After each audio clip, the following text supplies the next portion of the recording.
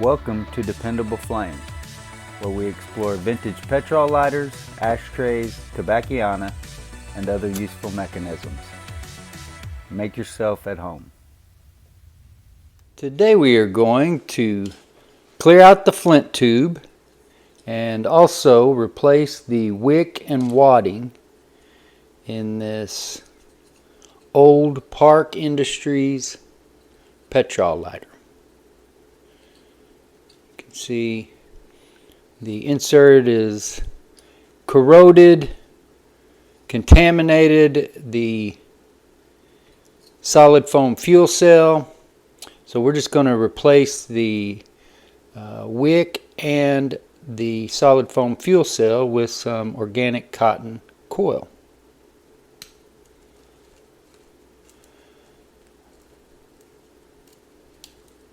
Thought that screw might be a little bit tougher than it actually was.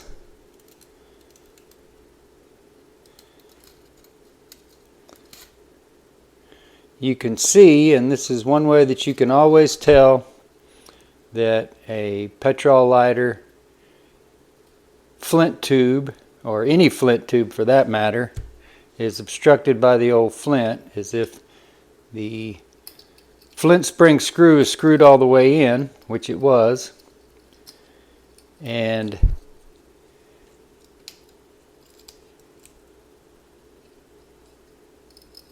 the file wheel still turns freely, then obviously that Flint spring is not making contact with the wheel. So we'll get that Flint spring out of the way.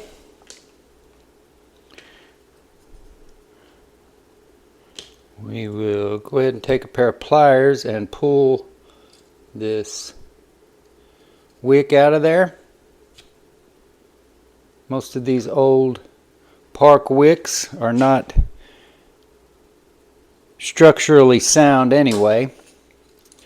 Now we're going to take a pick and just poke straight down through the wick hole into that solid foam fuel cell so that we can get a hold of it to pull it out.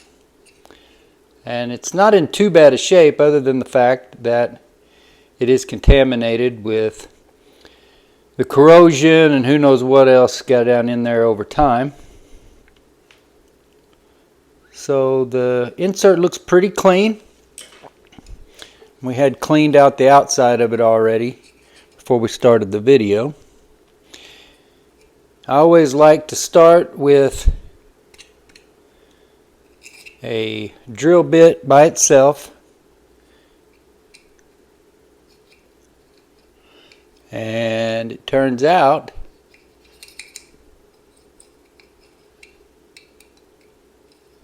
that it looks like that Flint tube is clear. So in this case, there was something in there, maybe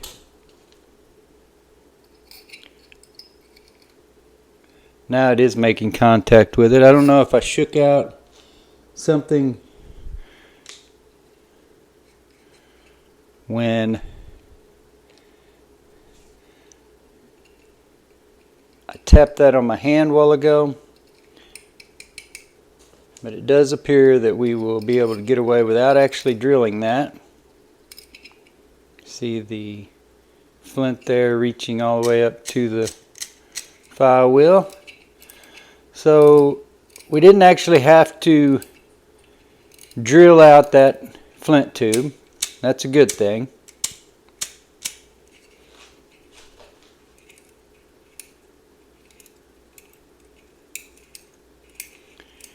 So now we can get right to the business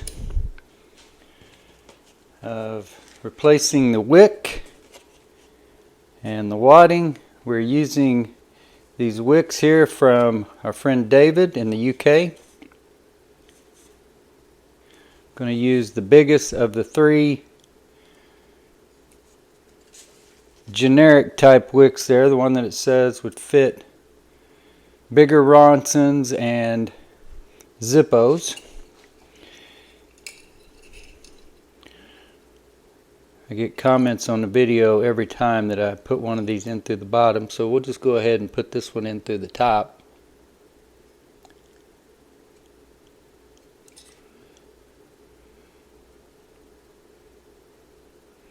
And hopefully we can do that without having to tie a piece of wire or anything around it to draw that wick down in diameter.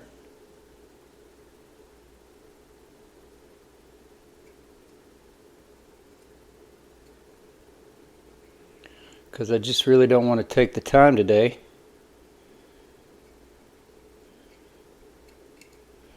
to tie the wire on the end of that wick. You can see that it is coming through. See if we can get our pliers on that.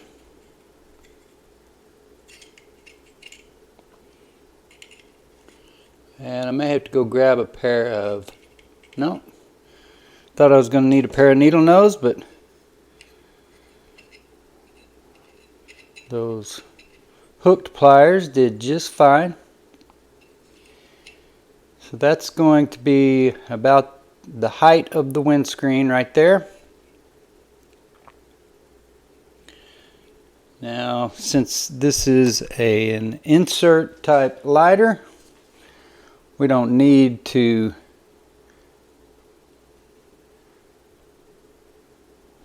thin the cotton down any.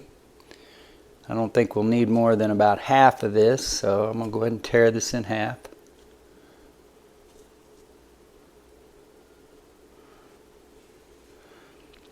So we're just going to bend this down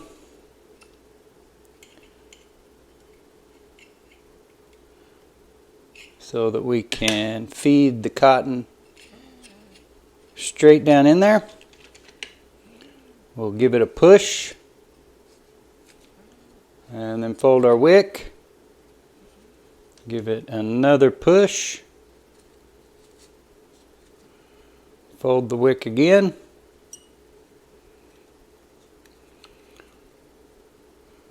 Another push. That's going to give us plenty of wick. It's feeding all the way down into the bottom.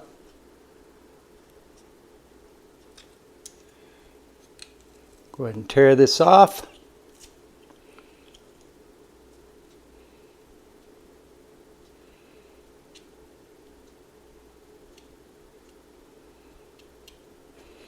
Now I am going to tear a small piece of this off to feed down the back side of the Flint tube.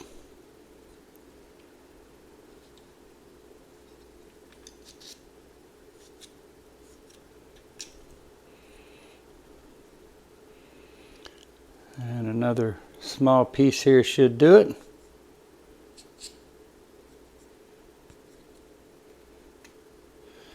And I don't have a felt pad, a spare felt pad off the bottom of a park.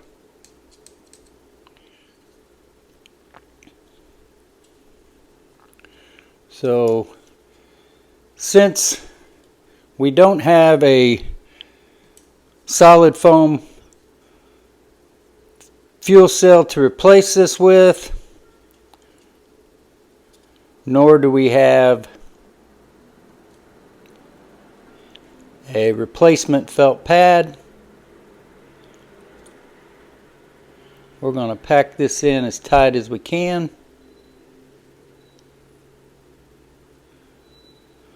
As far down to the bottom as we can.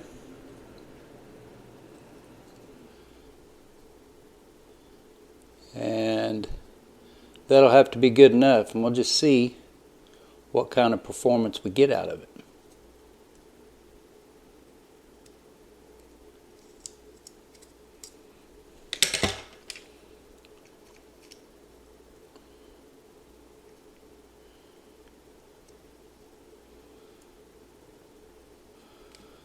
That is packed in there pretty dense. Get our Flint drop back down that hole, down the tube.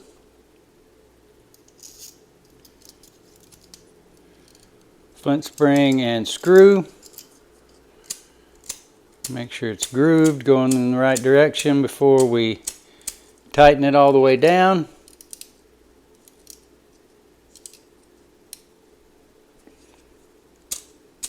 That is tight. And I'm looking forward to see how this wick does. I've heard great reports from these wicks. And those who have commented over on the dependableflame.com Facebook group and also in the comments here on YouTube. So let me go grab the fuel. We'll get that fueled up and we will be finished. Got our bottle of Bronzanol here, and we're going to go ahead and give it about a 10-second squirt.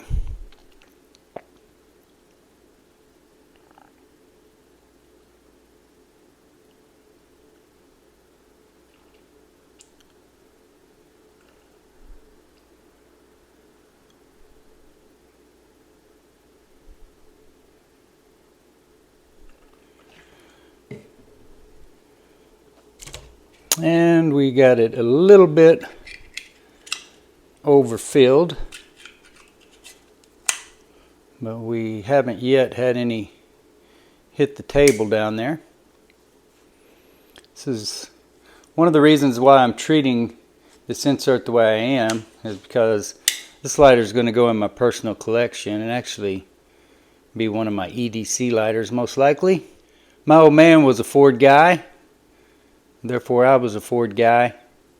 He owned a lot of cars, but my first car that we built together was a 1970 Mustang Fastback. And we probably have it overfilled a little bit, but as you saw, it just